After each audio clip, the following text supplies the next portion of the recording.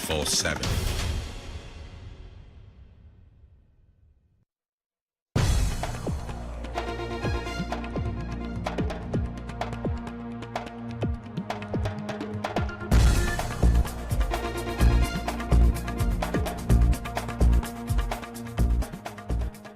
Hello and welcome. Jai Jawan, Jai Kisan was a slogan for India coined by Prime Minister Lal Bahadur Shastri. After the Pokhran tests in 1998, Prime Minister Vajpayee added Jai Vigyan or Hail Science to this. Now, almost 2 decades later, in an unprecedented protest for India, earlier this year, thousands of scientists took to the streets in 37 cities across the country, decrying the drying up of funds and scientific temper in India today. Is this a reason for concern? On one hand, scientists from India have played a commendable role in the discovery of gravitational waves and of Higgs boson. Our Mangalyaan mission succeeded on the first try. Yet, India lags badly in technological research and development. Prime Minister Modi has vowed that by 2022, India will be a major global scientific power. But is that rhetoric being backed up by action on the ground? Or, as the protesting scientists believe, is science in India facing the danger of being eclipsed by a rising wave of unscientific beliefs? We have in studio D. Raghunandan. He's a member of the Delhi Science Forum. He's one of the organizers of the March for Science. We'll have Anand Sharma joining us, recently appointed chairperson of the Parliamentary Standing Committee on Science and Technology, Environment and Forests, a post that the government and the opposition have locked horns over. From the BJP, Mr. Om Pathak; from the Congress, Pawan Khera; Professor Shiv Vishwanathan, a sociologist; Rajiv Menon, actor, scriptwriter and an author of books on mythology; and Ravi Gupta, former Director of Public Interface of the DRDO, the Defence Research Development Organization. Mr. Raghunandan, I want to start with you. We've made a mark on the global map when it comes to our Mars Mangalyaan mission, right? The stereotype of an Indian abroad is somebody who excels at IT and math. So why do we need a March for Science today? Well, despite the few shining examples we have of good science being done in this country, these are exceptions rather than the rule. The rule in India is that by and large, the university system has dried up as far as scientific research is concerned, and research institutions are starved of funds. There is very little basic research being done, and the fear is that far from India leaping to the forefront of science in the world, India is in serious danger of falling behind and being in a position 5 to 10 years down the road of being starved within this country of scientific knowledge. But budgetary issues have always been a problem. Is there anything specific about the times we are living in today? A culture of research that needs to be cultivated here is not taking place. From school onwards, we are not inculcating a habit of critical thinking, and the current atmosphere that is there in the country works even more against critical thinking. What do you mean? So you're being asked to believe received wisdom, knowledge. Things like this happened 5,000 years ago. You have no cause or reason to examine whether it happened or not. You are asked to believe that it happened and proceed on that basis. Are you saying under this government? Yes. Yes. Okay, under this government, you're saying there's no space for questioning, there's no space for critical thinking. We had the first Indian Science Congress. For the first time at this conference, we saw surgery, architecture, engineering, applications, all of them that were connected to the Vedic period. What would you say in response? Science in India today now faces a fear of being overwhelmed by unscientific thought and knowledge. I don't agree with you, Professor, on one count, that it has become so bad under this government. Not at all. But it's been happening ever since. The initial strategies that we should have put in place was to encourage children. Today we have education without skills. The spirit of inquiry is killed right from the very beginning. The fear of failure weighs so heavy on the child's mind that the children simply do not experiment. Will you respond to the fact that has not been happening in the last 3 years. The Indian Science Congress for the first time looked at papers that said that Indians were flying planes from one planet to another 7,000 years ago. Yeah. That we So- had everything is connected so to why would the you want to Vedas. reject that out of hand? Why would you not explore the genuineness of it all? At It's what again a cost? matter Because of- Sir here is saying there aren't enough funds. See, it's a question of earmarking funds. I remember in 1980 in the US Congress, a similar thing was thrown up. And after 3 years of committees' deliberations, they came out with a very beautiful report titled A Nation at Risk. Now, what they said was that today we live in a knowledge society, and if you're not reconstructing and constructing new knowledge, then you are bound to lose that edge that you have. So the Today- new knowledge would be India's ancient past is all connected to all the advances in science and technology. I'm saying if they said that there were Vimanas and there were whatever, it's a point of inquiry. I'm not saying whether it's right or it's wrong. Pavan Khera, I'm saying why would we not look where is the into it? problem of point of inquiry? There is, of course, point of inquiry. The BJP is encouraging inquiry. They're encouraging you to question. As long as you don't question the government, you can question everything. But the problem is, you said that there's paucity of funds. You don't mind spending crores and crores to find out whether one king 5,000 years ago took a flight to Mars. The Prime Minister of the country legitimizes all these claims by talking about cosmetic surgery on Ganesha. No, but is this a political May I discussion be or allowed is this to- an may I academic be allowed discussion? to complete, I just have a point Mr. of Pathak? order. Let him finish. just Sir, have a I'll come point back. of I'll come order. back to you. I'll let If, you Just a respond point to of him. order. I just want to understand. No, there is no, it's Is not a this parliament. You political can't have a point discussion of order here. Or Let is me this finish. an academic Bhushan, discussion? I'll come back to you. We have enough to be proud of. Varaha Mihra, his works in astronomy, we should be proud of that. Nyaya Vaisheshika, we should be proud of that. We have Charak, we should be proud of that. Why do we need new myths when we have actual truths? You know, myth making is an industry which helps the Nagpur school of thought. I would call it the Nagpur nursery of thought. I don't even want to call it a school of thought. The RSS. Now, myth is a fuel to that ideology. They don't want questions. They don't want scientific inquiry. You are now allowed to respond. He's saying what you asked. It is political. Learning of sciences and maths is without any color. It's totally apolitical, and that is the only way India can empower itself and its people. So therefore, I like to caution, there is no politics in this. Nagpur School of Thought or Nagpur Nursery, utterly reprehensible. It has nothing to do with academics. People take a very myopic view of things, and they like to pin all their failures on one thing or the other. I don't want to go back as to what did Congress do in 70 years. How was the nation destroyed systematically? I'm not talking about that. India needs to excel academically. Our universities have to be built up. Have they been built up? they That's have the to be point. built You're up. saying they have. So where are the IITs that So were the promised? color of the ruling We also need party tanks I can in tell you JNU, by that the the way. aims that were Has promised nothing to have do with come that. up. That's The the closest they've come IITs to really came up science. under the previous government. I spoke just a short while ago with Mr. Anand Sharma. I started by asking him, Mr. Sharma, you know, at the start of this year, the Prime Minister emphasized the importance of scientific research at the Indian Science Congress. He said, if we want science to deliver, we must not constrain it. And he added that by 2022, India will be among the top 3 countries in science and technology. In your opinion, are these words being accompanied by action on the ground? You see, there is a bona fide nationwide concern that the government is not investing in nurturing and promoting a scientific temperament, nor there is any enhanced investment in research and development, which is important. If we have to look at India becoming a leader in the field of technology and science, earlier in this century, the previous government had taken a decision, to multiply the National Institutes of Science from 1 to 5. So that was done, and that should have been further strengthened and consolidated. Along with that, the national commitment, which was 1% of the GDP to the R&D, was doubled to 2%.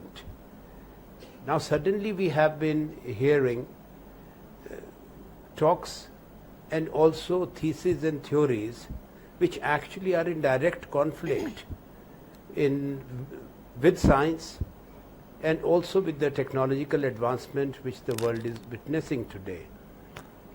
Our concern should be that if we fail to create adequate human resources who can connect with this new wave of technologies, which will be disruptive to begin with, we will lose out. But Mr. Sharma, the Prime Minister talks about how science and technology can be the solution for most of India's problems, how we need to straddle and harness technology for our advantage. Is there a contradiction between what the Prime Minister says and what we're seeing on the ground in terms of policy? Well, Prime Minister's colleagues and the leaders of the BJP and the RSS, they are coming out with mythological stories and theories that whatever the world is achieving now, India had already achieved thousands of years ago.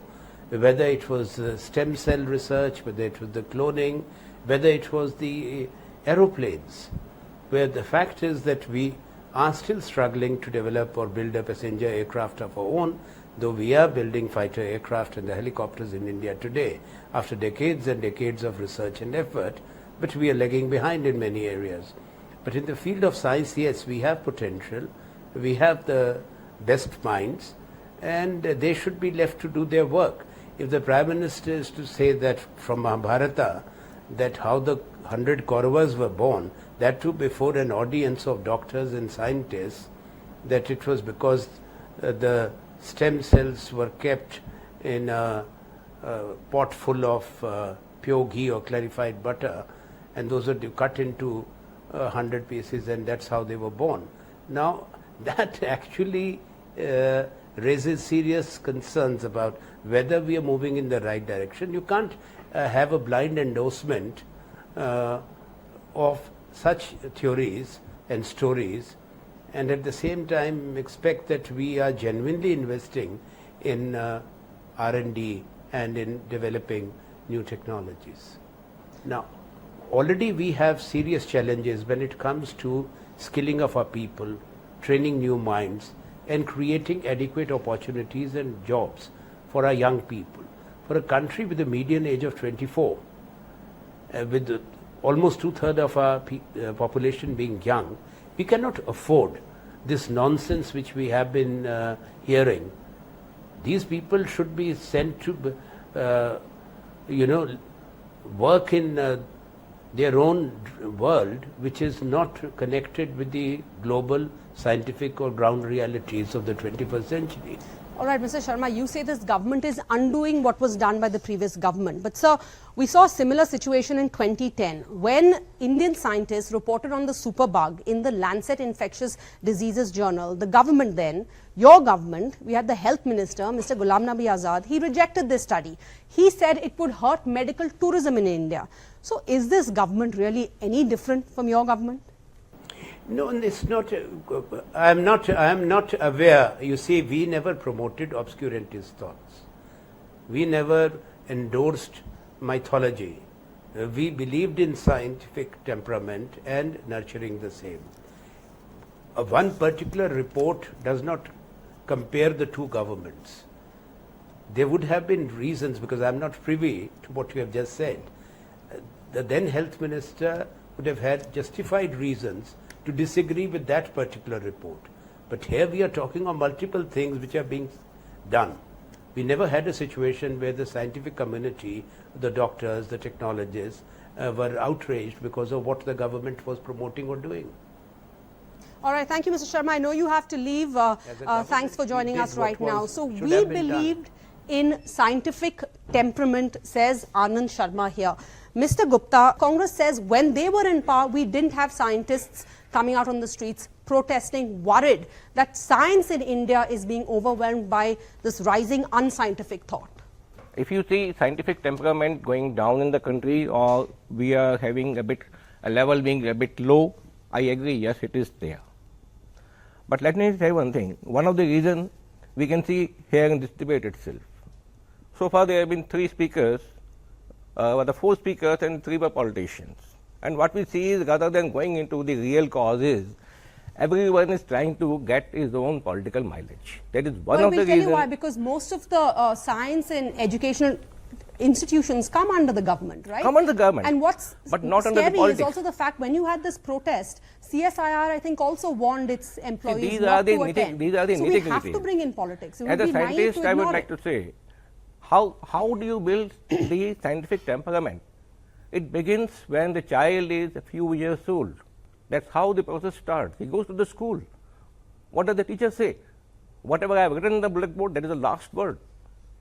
So I don't think any politician is going to the school and telling them and the teacher that No, don't. the Congress here is saying the message is coming from the top. I don't think so. because they I are don't saying the think so. Prime Minister, for example, addressing an audience full of doctors, presumably men of science and scientists, invokes Ganesh to talk about how plastic surgery existed in India's past and uses Karna from the Mahabharata as evidence of genetic science. Okay. This is what the Congress is saying. The message is coming straight from the top. So Let you me can't not, say it's not let me political. not use the word Congress or BJP. I mean, again, we will be politicizing it. The Prime Minister is saying, I would say, what is wrong in it? If we have certain, okay, let me put it this way. Forget aside what Prime Minister has said. We all agree that Einstein was a great scientist. Okay? Now, his theory of relativity started with a dream. He was visualizing that I am riding on a wave. I hope everybody agrees Einstein was a purely theoretical scientist. He put down his theories, whatever he thought is right. Then there were people who verified it. When he submitted his thesis was rejected. He was snubbed aside. That is all rubbish. There is no truth in it. But then somebody picked up, verified it experimentally, and today the theory of relativity is well established. So my point is, if I as a scientist have some idea, and it can be verified by experimental, at least we can take up the verification. Why can't some ideas are existing? What is wrong in exploring them? Mr. Raghunandan, would you like to respond? What is wrong in exploring this? I'm sorry, I couldn't disagree more. This is not how science is done. That anyone just suddenly one day comes up with some idea and proclaims it, that I believe this to be true. Now all the scientists in the country should go around investigating that.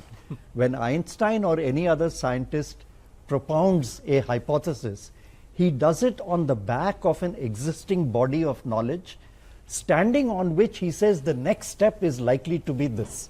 It's not some idea that I suddenly get, why can't we have a magnet with only one pole? I say it and then all the scientists must go around investigating whether you have a magnet with one pole or not. This is not science. Right in the outset, when you asked me to specifically comment on this government and what it meant, I hesitated somewhat because I think a tendency not to build or assiduously promote creative thinking is not something completely new.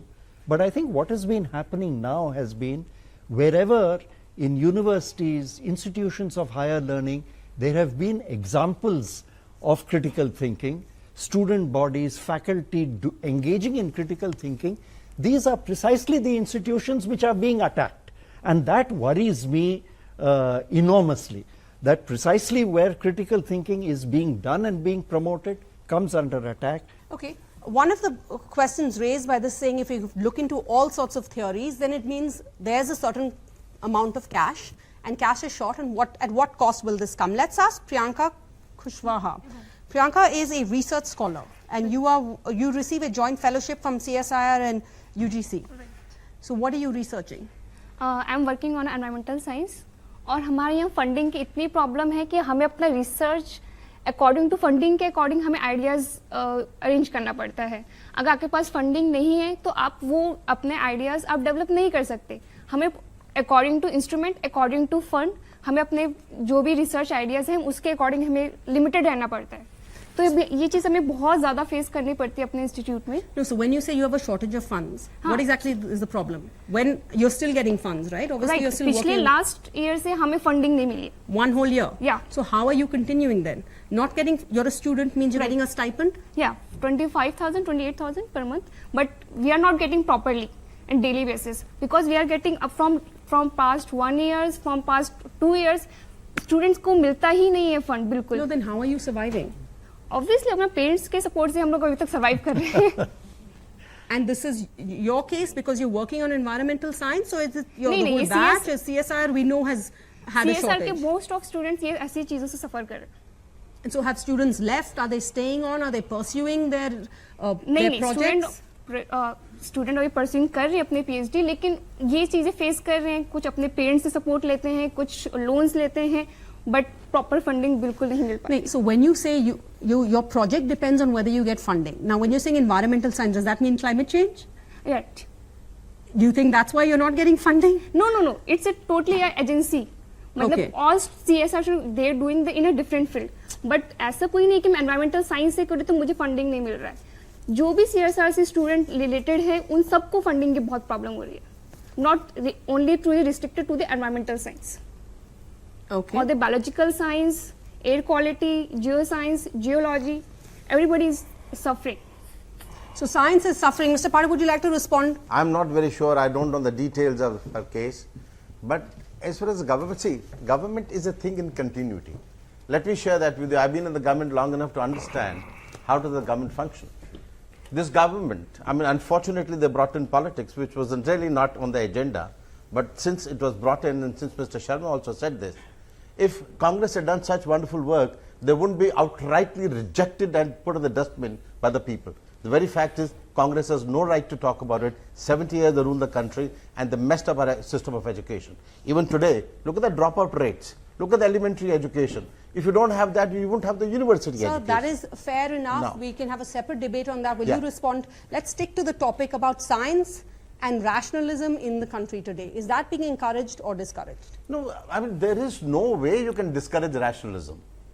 No, an odd debate here and an odd debate there, and bringing in the element of intolerance and who's being intolerant and who's being tolerant, these are very frivolous debates. These are absolutely... I'll just come to you, sir. Sheikh, this is a frivolous debate talking about tolerance, talking about intolerance. We're living in a climate where critics would point out that, you know, talking about ancient history means you're patriotic. And if you dare to question it, you're not. If you want a frank answer, this is not a frivolous debate.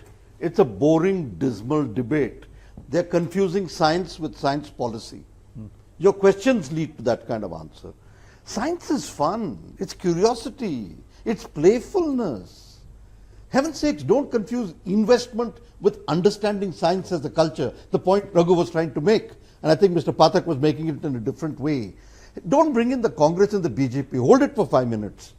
I think this is a but this deeper debate problem. exists because Wait, let me scientists finish. came out on the street and they're not just saying that they want more funding, which has been a No, problem wait. with There's any several government. problems. They're saying there's an atmosphere in the country today. This is what the scientists are saying. No, I think what the scientists are saying are 3 things. There's a better need for understanding the problems of the working scientist, Correct. especially the younger scientist. Absolutely. Because to a certain extent, many of the scholarships are being cut down and one has to understand and have a transparency about it. 2, I think there's a confusion of science and technology. This Paisa Vasool model of science has to stop. Because to a certain extent, science has to be celebrated for itself. 3rd, I think you're confusing a scientific model which brings only consensus with something which is more open and plural, with a point all of them are making in a different way. So don't take some symptoms and confuse the analysis. I think there's a need for a more open picture. 4th, myth is fun. Heaven's sakes, no government is going to appropriate myth. You can appropriate ideology, not myth. Myth is great fun and it's the source of great imaginations. And by the way, myth is rational for anyone who has studied myth clearly. It's not just a false story. So heaven's sakes, the problem here is not just that you don't understand science, you don't understand even how to tell a story. All right, myth is fun. That's a great quote, and nobody knows that better than Rajiv Menon because he actually writes books on mythology. So Rajiv, yes, myth is fun, but is there a danger of myth overtaking over See, fact? it depends on your understanding of it. See, when you say there was aircraft flying 7,000 years ago, are you saying that they had technology to manufacture those aircrafts, or was this technology handed over to them? See, if you go into it, are you talking about gods, extraterrestrials, superior races that gave you that technology?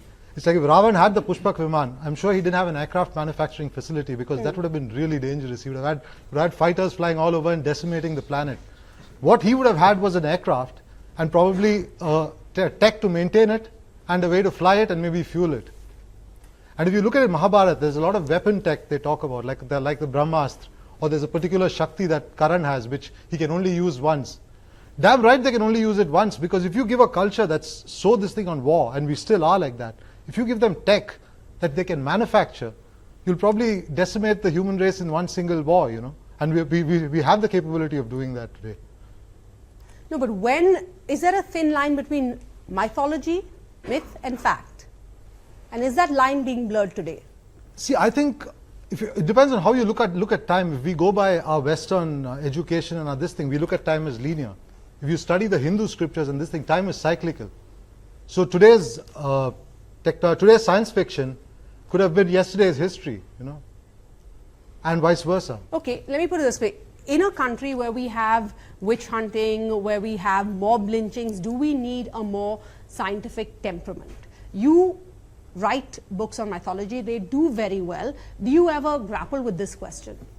Yes, I do. In fact, see, I have an engineering background, so I studied to be a mechanical engineer, and somewhere down the line I started writing mythology because I was fascinated by the subject. And there is a lot of science and tech in mythology as well, because a lot of the astras they talk about, like if you look at the way the Brahmastra is described, it is like a nuclear fission bomb. So, you know, where does science end and where does myth begin? Okay, Shiv, that's interesting. He says he has a science background, right? Yeah, he studied science. Background. Now, again, we know that when the Mangalyaan, on the eve of the Mangalyaan launch, for example, we had the chief of ISRO who went to Tirupati to pray, and when asked about this, he said, look, he didn't want to leave anything to chance. This is a man, nobody can doubt that this is a man of That shows a science. misunderstanding of science, myth and religion. Forget Mangalyaan. Let me quote Niels Bohr to you. He used to have a horseshoe in front of his room. So when people said, how can you have a horseshoe in front of the room? He said, it helps to bet both ways. Come on, don't take this science so ideologically. It's fun. Don't let politics destroy it. They're having fun at the expense of science. And why do we need the Mangalyaan? And second, I don't think we need, recommendation certificates from each one. This is an open, plural debate in a democratic society. You know, not only that we talk about the study of science or the development of scientific temper or development of science and technology, all of that doesn't happen in isolation. It happens in the overall context of education system in the country. It is this that needs to be attended to. It is this that needs to be set right. And you will see that science and technology by itself will flourish. You know, unless